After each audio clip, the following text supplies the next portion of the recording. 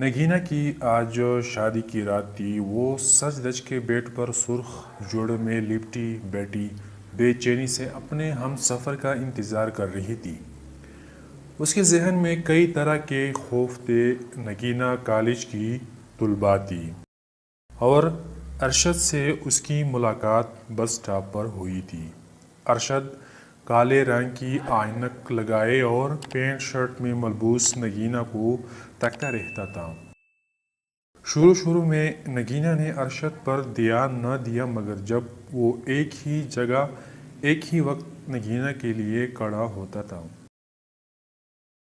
نگینہ ایک middle class family سے تھی، پیار محبت کی باتوں سے بہت دور رہتی تھی۔ نگینہ کی نظر میں محبت صرف شادی کے بعد ہی ہوتی ہے۔ نگینہ خود میں رہنے والی لڑکیوں میں سے تھی، کسی کی بات کو دل پہ نہ لیتی اور لڑائی کے بعد دل صاف کر لیتی۔ ایک بار کوئی معافی مانگ لے تو اسی وقت معاف کر دیتی تھی۔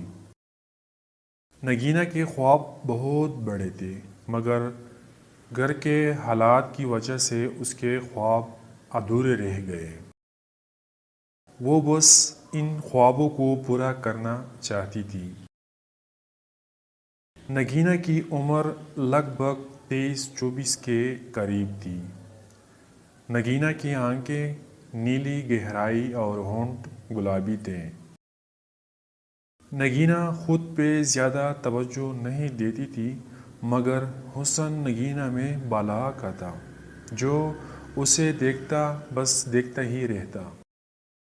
ارشد مسلسل 2 ماہ سے نگینہ کے پیچھے تھا۔ نگینہ کو احساس اس بات کا تب ہوا جب وہ ارشد پر نگاہ ڈالتی۔ وہ ایسے ہی دیکھ رہا ہوتا تھا۔ ایک بار خیال آیا کہ کیوں نہ اس کی شکایت کی جائے، مگر پھر بوڑھے والد کا خیال آیا کہ بات آگے نہ بڑھ جائے۔ نگینہ کا والد محنت مزدوری کرتا تھا۔ نگینہ کے 2 بھائی تھے اور جس میں سے ایک نکما تھا اور دوسرا چھوٹا تھا، جو میٹرک میں پڑھائی کر رہا تھا۔ والدہ اکثر بیمار رہتی تھی۔ نگینہ گھر کا خرچہ چلانے کے لیے گھر میں بچوں کو ٹیوشن پڑھایا کرتی تھی۔ گھر کا کچھ خرچہ والد اور باقی نگینہ سنبھالتی تھی۔ نگینہ کو ناولز کہانیاں پڑھنے کا بہت شوق تھا۔ آپ ہر روز میرے راستے میں کیوں کھڑے ہوتے ہیں مسٹر؟ میں مسلسل آپ کو نوٹ کر رہی ہوں۔ آخر کار آج نگینہ نے ارشد سے ہمت کر کے سوال کر ہی دیا۔ نگینہ کا چہرہ چونکہ دوسری طرف تھا، وہ نہیں چاہتی تھی کہ کوئی بات بنے، اسی لیے نگینہ دوسری طرف چہرہ کر کے بات کر رہی تھی۔ آپ نہیں، کم سے کم میری عزت کا تو خیال کرے۔ نگینہ تھوڑی نروس بھی ہو رہی تھی۔ اس نے انجان شخص سے پہلی بار بات کی تھی۔ آپ کی عزت کے لیے ہی تو کھڑا ہوتا ہوں۔ آخر آپ کو شاید معلوم نہیں کہ میرے ساتھ جو لڑکے کھڑے ہوتے ہیں ان کی نگاہ آپ کے جسم پہ ہوتی ہیں اور وہ آپ کو شیطانی نگاہوں سے دیکھتے ہیں۔ میں آپ کے سیفٹی کے لیے کھڑا ہوتا ہوں تاکہ آپ کے ساتھ کوئی بری حرکت نہ کرے۔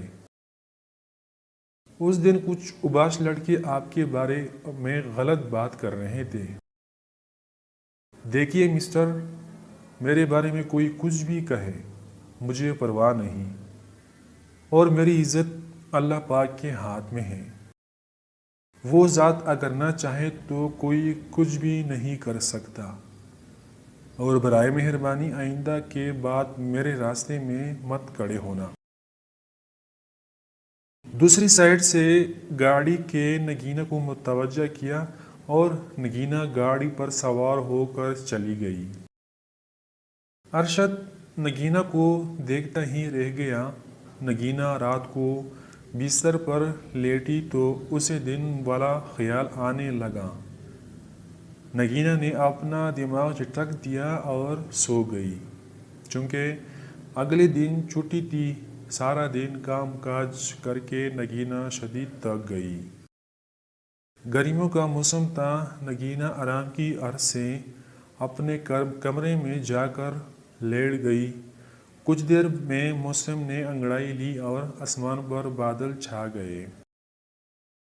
ٹھنڈی ہوائیں جب چلنے لگی، نگینا گھر کی چھت پر چلی گئی اور موسم کی انگڑائی کا بھرپور فائدہ اٹھا کر آنکھیں بند کیے لمبی لمبی سانس لینے لگی۔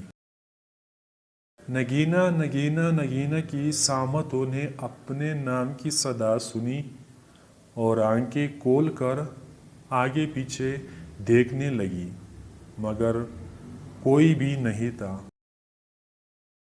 یہ آواز جانی پہچانی تھی۔ غور کرنے پر معلوم ہوا کہ یہ آواز اسی بس سٹاپ والے لڑکے کی ہے۔ بیچارے کو میں نے خواہ میں سنا دیا۔ نہ جانے کون تھا، اس کا دل نہ جانے کیوں دل کر رہا تھا کہ وہ اس لڑکے سے معافی مانگے۔ نگینا نے فیصلہ کر لیا کہ کل اس لڑکے سے معافی مانگے۔ اگلے دن بس سٹاپ پر جا کر کھڑی ہوئی۔ 1 گھنٹہ گزرنے کے باوجود وہ انجان لڑکا اسے کہیں نظر نہیں آیا۔ البتہ کچھ فقرے سننے کو ضرور ملے۔ دوستو، اگر آپ کو میری یہ ویڈیو پسند آئی ہو تو چینل کو سبسکرائب کریں اور ویڈیو کو لائک شیئر ضرور کریں۔ Thank you so much.